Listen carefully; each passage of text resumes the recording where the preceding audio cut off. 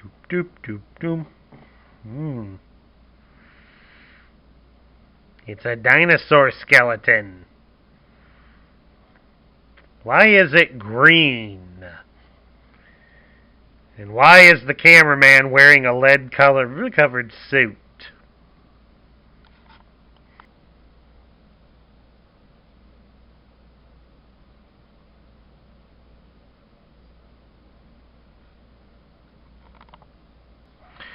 Hello everybody, Sparkster1701 here. We're taking a look at another Kingdom Transformer. This time around we've got Dracodon.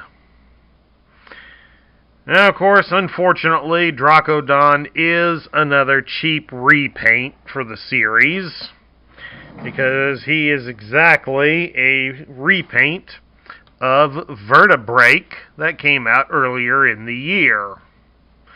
The biggest difference being is that Dracodon is a Maximal and Vertebrake is a Predacon. In fact, if you guys really want to see a good example of Hasbro cheapness, take a look at the covers of their instruction manuals. As you can clearly see, the picture they used is exactly the same. So, talk about cheap.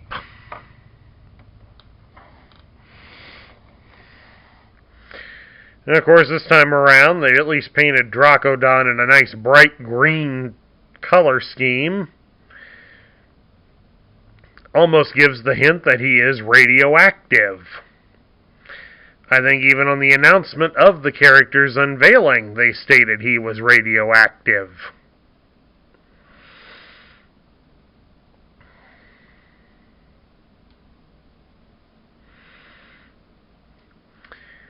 Oh, well, what can you say, folks? I don't think they really have much imagination when it comes to things like that. But at any rate, we'll take a look at Dracodon's only accessory, and that is his bony tail.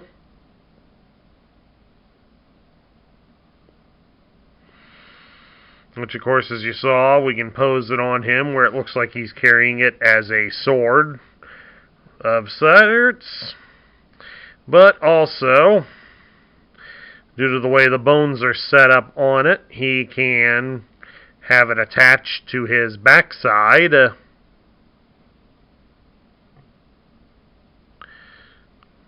You can attach it to his backside,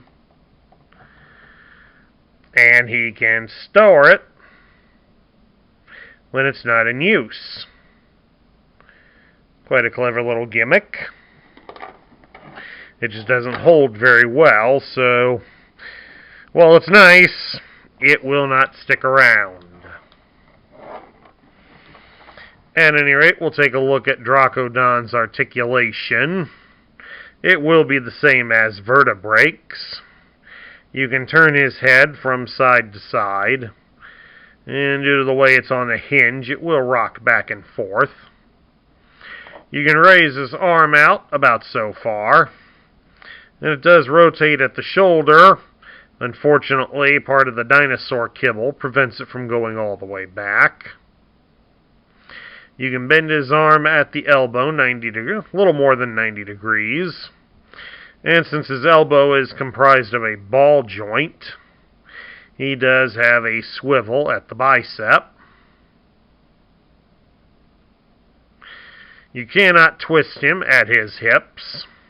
However, he can do a full splits with ease. You can raise his leg up at the hip, almost all the way up to his head.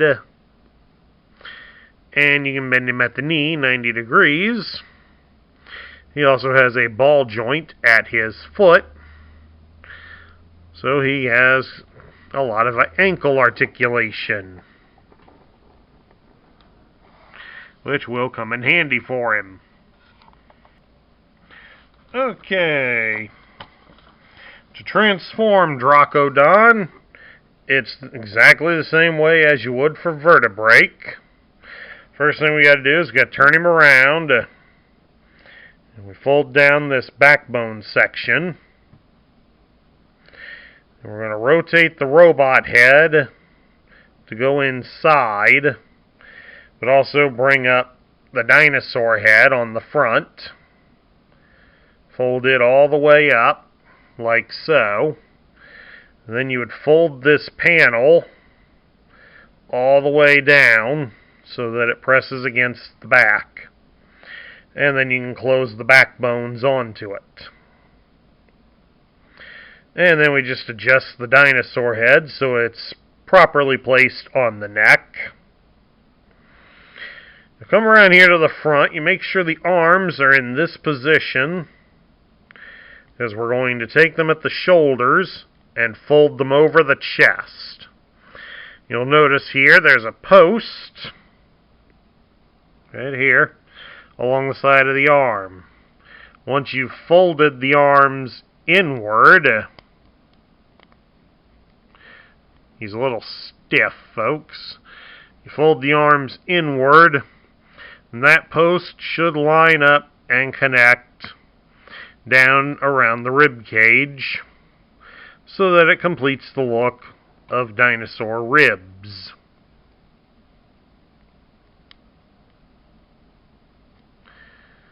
There we go, just like that. Then you'll take the dinosaur arms from the side, and we will fold them down to secure the arms.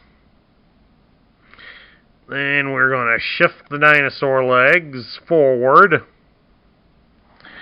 bend them back a bit at the knee and the ankle, and then lastly, we plug in his dinosaur tail.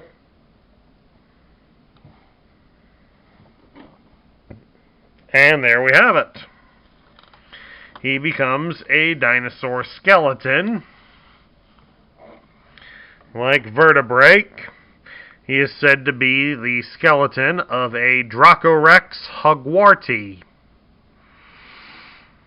But there are paleontologists that debate whether or not that Dracorex is an official dinosaur. One day maybe we will know. But at any rate, the dinosaur skeleton does have a little bit of articulation. You can rock the head up and down. It also does have a little bit of plastic here, so you can open the dinosaur mouth. The arms, unfortunately, are static. And the legs, of course, have the same articulation as they did for the robot.